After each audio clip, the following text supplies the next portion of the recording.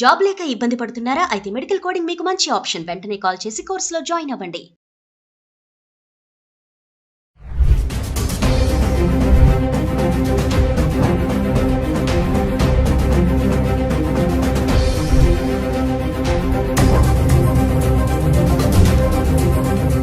Hello viewers, welcome back to our channel. ప్రస్తుతం మనతో పాటు ఉన్నారు ఎంఎన్సీ ఎగ్జిక్యూటివ్ 25 ఇయర్స్ నుంచి అమెరికాలో ఉంటున్నటువంటి వీరభద్ర సార్ గారు. సార్తో మాట్లాడదాం ప్రెసెంట్ అమెరికాలో సిచ్యువేషన్ ఎలా ఉంది అనేది. ఈరోజు చూసుకుంటే మరి 8 లక్షల మందిని ట్రంప్ గెట్అవుట్ అంటున్నాడు. చాలా మందిని రిటర్న్ పంపించేస్తున్నారు, మిలిటరీ ఎయిర్ క్రాఫ్ట్ బుక్ చేసి కూడా. మరి ఒక్కసారి సార్తో మాట్లాడదాం. మరి అక్కడ ఉన్నారు కాబట్టి అక్కడ ప్రెసెంట్ సిచ్యువేషన్ ఏంటి, మన వాళ్ళు ఎలాంటి ఇబ్బందులు పడుతున్నారు అనే దానిపైన. నమస్తే సార్. నమస్తే అమ్మా. సార్, మరి ట్రంప్ ఎఫెక్ట్, ఇప్పుడు మీరు అక్కడ ఉంటున్నారు కాబట్టి మీరు చూస్తూ ఉంటారు. ఇక్కడ చాలా న్యూస్ అయితే మేము ఫాలో అవుతున్నాం, చూస్తున్నాం కూడా. ట్రంప్ ఎప్పుడైతే బాధ్యతలు చేపట్టారో అప్పటి నుంచి చూసుకుంటే చాలా మందిని ఇల్లీగల్గా ఎవరైతే ఉంటున్నారో H1B visa, F1 visa, student వీసాతో వెళ్ళిన వాళ్ళని కానీ వాళ్ళని తిరిగి పంపించేస్తున్నారు. ఈ రోజు న్యూస్ చూసుకుంటే 8 లక్షల మందిని గెట్అవుట్ అంటున్నారు నిర్దాక్షిణంగా. దీన్ని ఎలా చూడొచ్చు అంటారు? మరి మీరు అక్కడ ఉంటున్నారు కాబట్టి ఒకసారి మాకు అక్కడ ఉన్నటువంటి వాస్తవాలు ఏంటి అనేది. కరెక్టే. అంటే అది 8 లక్షలు అనే నంబర్ ఎవరు పెట్టారో నాకు తెలియదు. అది 80 అవ్వచ్చు, 8 అవ్వచ్చు. కానీ ముఖ్యంగా ఏంటంటే ఎవరెవరైతే వాళ్ళ వీసా స్టేటస్ని దాటి, అది F1 అవ్వండి, H1 అవనండి, కంప్లీట్గా అసలు ఏ కాగితం లేకుండా ఫెన్స్ దాటి వచ్చిన వాళ్ళు అవనివ్వండి, ఎవరెవరైతే వాళ్ళ పీరియడ్ ఆఫ్ పర్మిటెడ్ పీరియడ్ ఏదైతే ఉందో దాన్ని దాటి ఉన్నప్పుడు they will go out of status అంటాం. Out of status means illegal. So చాలామందికి అనుమానాలు ఉంటాయి. ఏంటంటే నేను B1 B2 మీద వచ్చాను, I'm legal entrant into the country. You came legally. ఆ లీగల్గా వచ్చినప్పుడు పోర్ట్ ఆఫ్ ఎంట్రీలో మీకు ఒక స్టాంప్ వేస్తాడు. ఆ స్టాంప్ 10 ఇయర్స్కా, 5 ఇయర్స్కా, 6 ఇయర్స్కా, 2 ఇయర్స్కా, whatever that may be. ఆ డేట్ని దాటి ఒక్కరోజు అమెరికాలో ఉన్న you become an illegal immigrant. అది F1 అవ్వచ్చు, H1 అవ్వచ్చు, B1 అవ్వచ్చు. రాయల్గా వచ్చిన వాడు కూడా ఆ టైం దాటితే ఇల్లీగల్ అవుతాడు. కానీ అందరు ఇల్లీగల్ ఎవరెక్కడున్నారని ఎవరికి తెలియదు. అన్ఫార్చునేట్గా ఏంటంటే ఈ వలలోకి ఎవరు వస్తారు, ఎవరిని ఇమ్మీడియట్గా పట్టుకుని వాళ్ళు తీయగలరు అనేది ఎవరంటే ఎవరెవరికైతే గత కాలంలో some tryst with the law, criminal history criminal history అంటాం. అంటే మళ్ళీ నేను ప్రతి క్రిమినల్ కాదని, అది క్రిమినల్ డజన్ మీన్ ఎవరిని అపోర్ట్ చేయడం కాదు. ఏంటంటే ఒక యాక్సిడెంట్ అయింది, లేకపోతే ఒక DW అయ్యింది, anything for that matter, you had an interaction with the law enforcement తోటి ఇంటరాక్షన్ అయితే ఆటోమేటిక్గా వాడు ఒక రికార్డ్ క్రియేట్ చేస్తాడు. క్రియేట్ చేసినప్పుడు మన స్టేటస్ ఏంటి, ఎప్పుడు వరకు మనకి వ్యాలిడిటీ ఉంది, అది ఈ వీళ్ళు ఈజీలీ యాక్సెసిబుల్ పీపుల్, వాళ్ళని చక్కగా వాళ్ళు ట్రాక్ చేసుకుని వచ్చి పట్టుకుపోతున్నారు. అది ప్రస్తుతం జరుగుతున్న పని. అది ఎవరెవరైతే ప్రయర్ క్రిమినల్ రికార్డ్స్ ఉన్నాయో, లా తోటి వాళ్ళకి ఎన్కౌంటర్స్ అయినాయో వాళ్ళు they are traceable. So this guys will trace them and push them out. అంటే సార్ అక్కడ లీగల్గా ఇల్లీగల్గా కూడా ఉంటారు కదా చాలా మంది. అంటే ఇప్పుడు ఈ ఎఫెక్ట్ అనేది ఇద్దరి మీద పడుతుందా, ఓన్లీ ఇల్లీగల్గా ఉన్న వాళ్ళ మీద? ఓన్లీ ఇల్లీగల్గా ఉన్న వాళ్ళ మీదనే. ఓకే.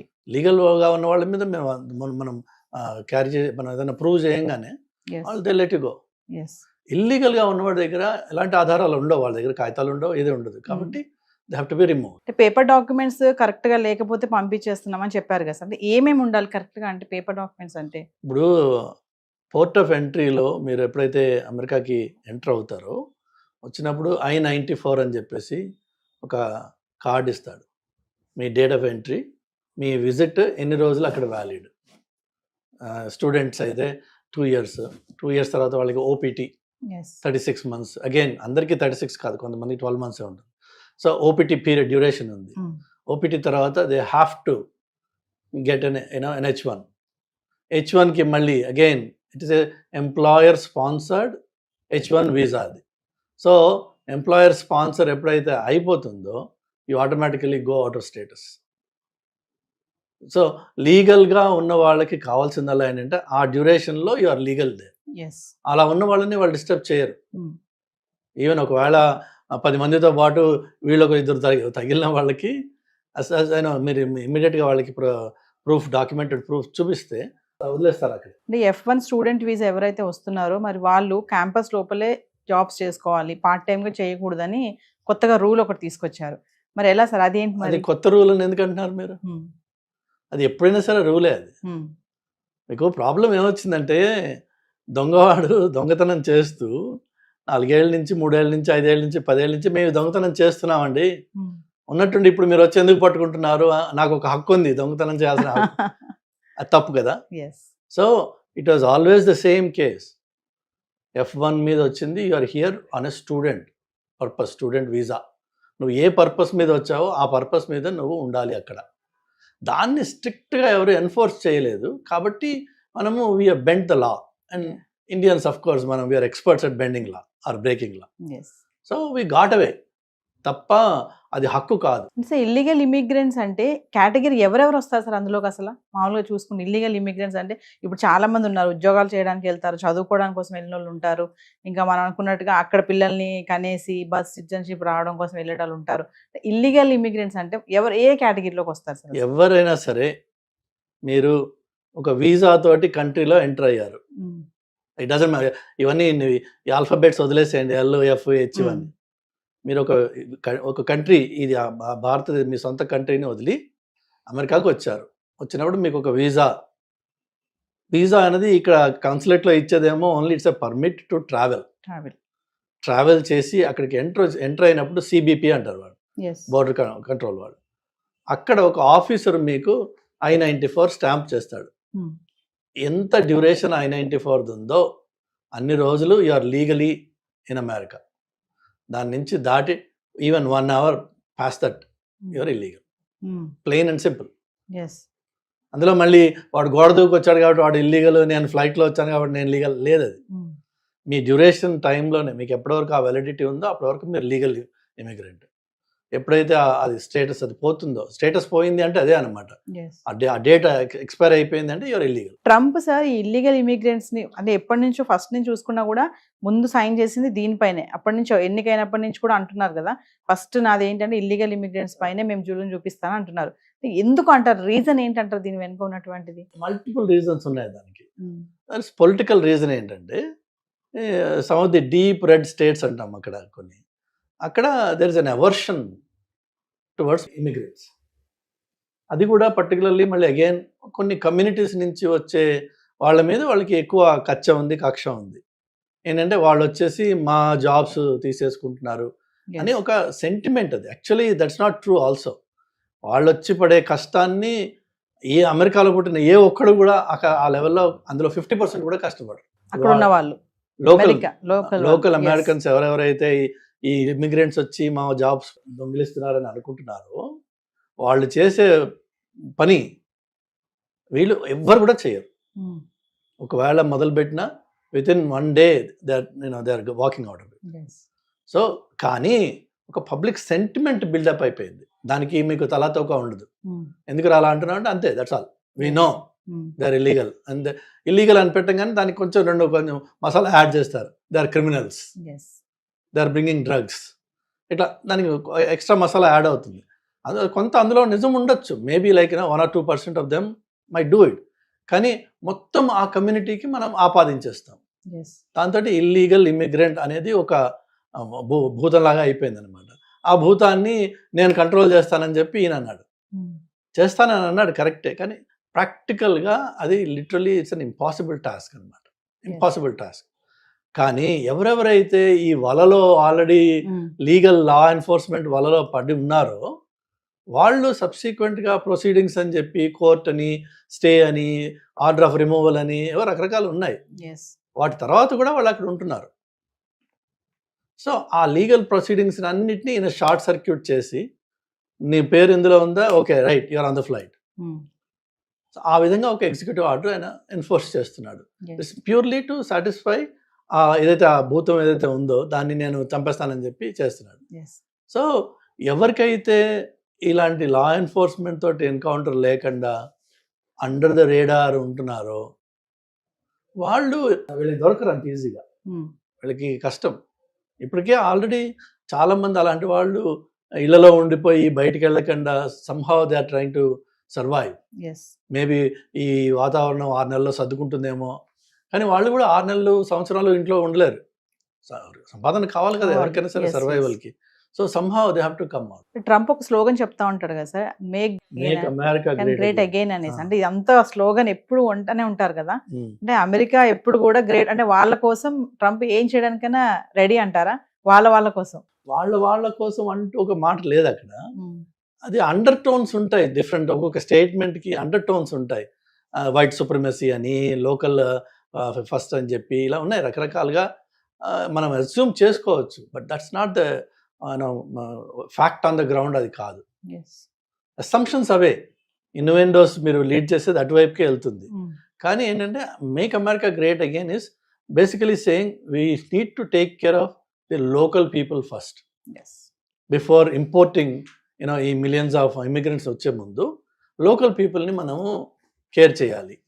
ఆ కేర్ చేయడంలో వచ్చిన ప్రాబ్లం ఏంటంటే, నువ్వు ఇమిగ్రెంట్ని పంపించేసినంత మాత్రాన వీడు పడిపోతాడా? కాదు.